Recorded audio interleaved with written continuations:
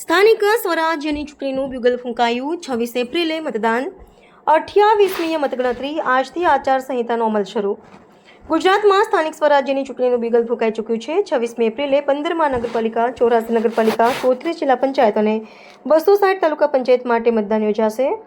28મી એપ્રિલે મતગણતરી હાથ ધરાશે. રાજ્યમાં ચૂંટણીની જાહેરાત થતાં આજથી જ આદર્શ આચારસંહિતાનો અમલ થઈ ચૂક્યો છે.